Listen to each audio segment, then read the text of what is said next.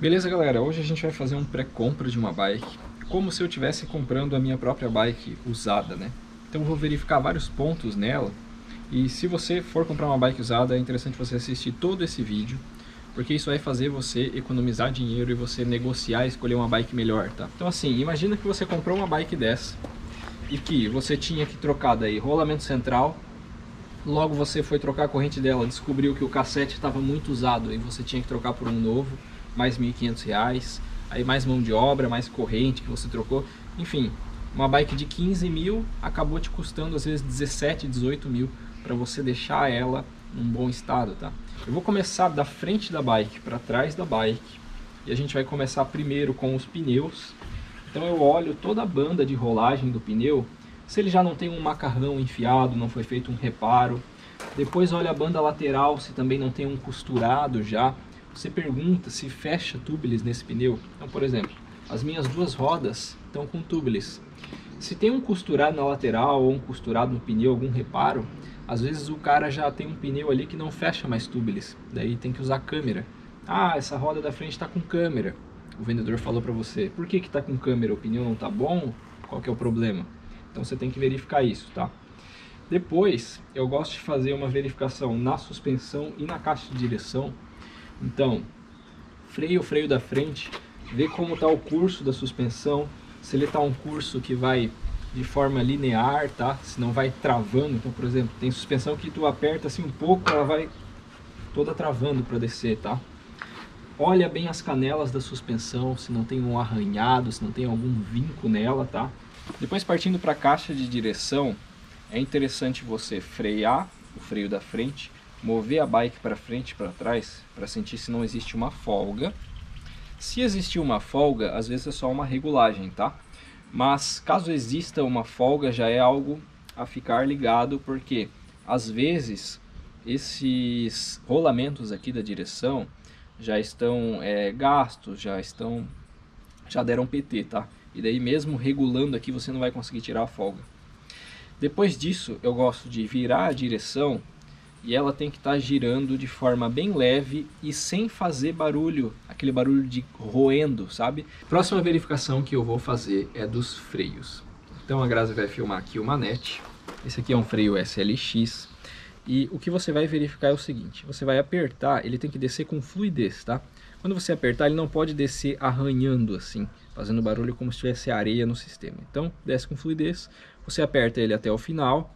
Ele não pode vir aqui perto do guidão, ele não pode estar baixo, tá? Você tem que apertar ele um pouco e ele já encosta e fica numa altura mais ou menos assim, ou até mais alto que isso, tá? Os dois manetes, ó. E quando você soltar ele tem que voltar instantaneamente, ó. Ele volta bem rápido, tá? Então se eu solto ele e ele volta devagar assim, ó, assim, significa que ele já está com problema no pistão aqui dentro do freio, tá? Ou até nos pistões lá embaixo da pinça. Então quando ele está voltando lento, que ele provavelmente tem um problema no pistão, significa que esse freio nunca fez uma manutenção preventiva, nunca trocou o fluido do freio, e esse pistão e a mão de obra e tudo mais pode custar caro para você, e pode ser que a troca do pistão não resolva o seu problema, tá? Se o manete estiver baixo, tu aperta ele, ele vem aqui perto do guidão, aí pode ser várias coisas, pode ser fluido que está faltando no sistema, precisa fazer uma sangria, ou você vai ter que olhar visualmente lá no disco e nas pastilhas, se tem ainda material de pastilha, ou se o disco não está muito fino, tá? Próximo ponto de verificação que eu vou fazer aqui é o da relação já com o movimento central, tá? Para esse ponto eu gosto de usar o medidor de corrente, é interessante porque ele mede o 0,5, o 0,75 e o 1. Se você colocar uma corrente aqui para medir, ele entrar o 0,75, já provavelmente é um sinal de que quando eu for colocar a próxima corrente nova nessa bike, que a corrente a gente troca em 0,5, tá? Quando eu colocar a próxima corrente nova, o cassete já não vai mais aceitar bem, porque o cassete já gastou demais, porque o cara passou de 0,5 na corrente, tá? E às vezes você não sabe em quantas correntes ele já fez isso de passar de 0,5. Então, existe um outro vídeo que eu vou deixar nos cards aqui em cima, que ensina como medir o desgaste do cassete usando um paquímetro, tá? Então, para conferir o desgaste do cassete usando o paquímetro, confere esse vídeo lá. A próxima verificação que eu vou fazer vai ser das roldanas A roldana não pode estar com o dente pontudo, tá? Aqui no caso das minhas, mesmo com 5.000 km rodados, olha como o dente está bem redondo ainda, tá? Quase que quadrado como é o dente novo, tanto na roldana de cima quanto na roldana de baixo. Próxima verificação, no caso aqui do meu câmbio Shimano, que ele tem a travinha, né? Ó, quando a travinha tá off, eu consigo trazer o meu câmbio com mais facilidade. Quando eu ligo a travinha, fica bem difícil de eu abaixar aqui o câmbio, tá? E é assim que deve ser, assim que deve funcionar. Então esse câmbio aqui, eu sei que provavelmente ele tá com um bom funcionamento, tá ok. Próxima verificação que eu vou fazer é se existe folga no cassete, porque se você move o cassete assim, ó, lateralmente, forçando ele para lá e para cá, e existe folga, provavelmente nesse free hub da roda traseira já vai ter um problema, já vai ter uma folga ali, tá? E dependendo da situação, é um PT de free hub que não tem conserto, ou às vezes você vai ter que até substituir o cubo traseiro por causa de uma folga que está aparecendo aqui. Então se atente a isso. Próxima verificação que a gente vai fazer é algo que muita gente esquece, que é movimento central, tá? Vira aqui o pé de vela para trás, tira a corrente fora, e agora você vai girar e ele tem que estar muito leve assim, ó. Ele tem que estar com esse movimento bem fluido assim, quando você girar o pé de vela sem a corrente, tá? Então, olha só, se eu jogo aqui, ó, ele gira várias vezes.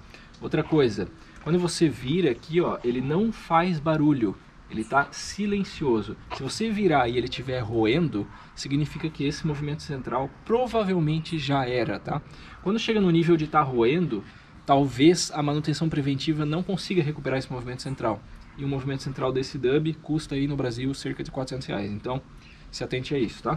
Uma outra coisa que você tem que se atentar, até quando você for pegar a bike para dar uma voltinha na rua, né? Você troca todas as marchas, vê se as marchas estão subindo bem no cassete, estão descendo bem no cassete, e vê se não está estralando alguma coisa, tá? Então às vezes o movimento central está girando bem, beleza, só que ele está com um estralo chato, principalmente o movimento central press fit, tá? Então as Cannondale, as Scott, aí, muitas bikes que usam movimento central press fit, eles dão muito problema de ficar estralando. E às vezes pode ser só uma manutenção, mas às vezes pode ser até mesmo um defeito do quadro. Você troca, bota rolamento novo e volta a estralar, tá? Isso acontece muito nas Cannondale. Então já perceba isso, assim, quando você for pedalar com a bike, fazer um teste na rua, dá umas pedaladas mais fortes e vê se não tem alguma coisa estralando, beleza? Outra coisa muito importante que eu esqueci, que eu tenho certeza que você já estava quase escrevendo aí nos comentários, né? A trava da suspensão, tá? Então a trava da suspensão tem que estar funcionando. Então, você travou, tem que travar, se destravou, tem que ficar fluido. Principalmente as travas remotas, de todas as marcas, tá? Mas mais da marca RockShox, assim, é a que mais dá problema. Da trava remota, você travar, ela trava, e daí quando você destrava, ela não consegue voltar aqui. Aí já significa que está precisando de uma manutenção da suspensão. Então, teste a trava, tá? E agora vamos para as rodas. Essa verificação você vai ter que tirar a roda da bike, tá? Seja roda de blocagem, seja roda de eixo passante, não importa. Então aqui eu peguei uma outra roda para exemplificar, para não ter que tirar a roda da minha bike aqui. Essa aqui é uma roda traseira, mas você vai fazer a mesma coisa, seja roda traseira ou seja roda dianteira. Não dá para fazer isso com a roda na bike, tá? Tem que ser fora porque você tem que sentir o eixo com a mão. Então você vai pegar o eixo aqui da roda e você vai movimentar ele com a sua mão. Ó, vou aproximar bastante vocês. Você vai movimentar o eixo com a sua mão. Ó, vou pegar o outro lado. Eu giro ele e eu sinto que ele está girando com muita leveza, tá? Sem fazer barulho de arranhando, sem ficar pesado, travando. Então isso é um sinal que os rolamentos dessa roda aqui estão ok. Faz isso na roda da frente, faz isso na roda de trás. Por exemplo, essa roda aqui, ela tem rolamentos fáceis de encontrar e baratos. Eu consigo comprar aqui na cidade cada rolamento desse aqui por R$25. Levo no mecânico, ele cobra R$50 de manutenção e troca para mim o rolamento. Só que tem roda Fulcrum, roda Mavic, rodas de outras marcas que tem rolamentos muito específicos, que custam caro e que são difíceis de achar, você só vai achar na internet. Então, tem casos que uma troca de rolamento aqui pode custar mais de R$200, tá, de uma roda. Então, se atente a isso também, tem que estar girando bem liso. Uma outra coisa legal de testar na bike, principalmente para bikes de blocagem, e algumas bikes que o cubo ele não é com rolamentos, ele é aquele cubo esferado, tá? Principalmente os padrões Shimano. Esses cubos eles podem gerar uma folga que, por mais que você aperte o eixo passante ou por mais que você aperte a blocagem da bike, você vai mover a roda assim, ó, lateralmente, e você vai sentir que ela tem um jogo, que ela faz um tuk-tuk assim para os lados, tá? Então, quando tem essa folga, você aperta o eixo passante, aperta a blocagem, conferiu, continua a folga, significa que essa folga está no cubo, tá nas esferas e na pista onde correm as esferas. Então provavelmente esse cubo já deu PT e numa manutenção não vai conseguir resolver isso, tá? Outra coisa que não é o caso da minha bike é uma hardtail e eu não uso canote retrátil aqui, né? Mas se você estiver comprando uma bike com canote retrátil, você observa a pista dele, se não está arranhada, se ele não está babando graxa, babando óleo, tá? Testa o funcionamento também, a trava dele e tudo mais. Se for uma bike full, também você testa a trava da suspensão de trás, né? Faz o funcionamento dela ali e principalmente, quando você pressionar ela assim, você percebe que ela não tem um jogo, tá? Não tem uma folguinha, não está fazendo um tuk-tuk, que não tem um rolamento ali que já está folgado na balança. Não é o caso da minha aqui, então eu não consigo nem exemplificar isso para vocês, tá? Então essas são as verificações que eu gosto de fazer numa bike. Já aconteceu várias vezes. Na verdade, assim, se eu pegar qualquer bike para verificar que não seja a minha, provavelmente vai ter alguma coisa que não vai passar, tá? Mesmo que seja numa loja, tá? Já aconteceu também de eu ir comprar bike usada numa loja, uma semi-nova lá. Aí vai pegar o manete do freio, solta o manete do freio, ele tá voltando bem lento, já com problema no pistão. Isso pode acontecer, tá? Mesmo numa bike pouco rodada, pode acontecer.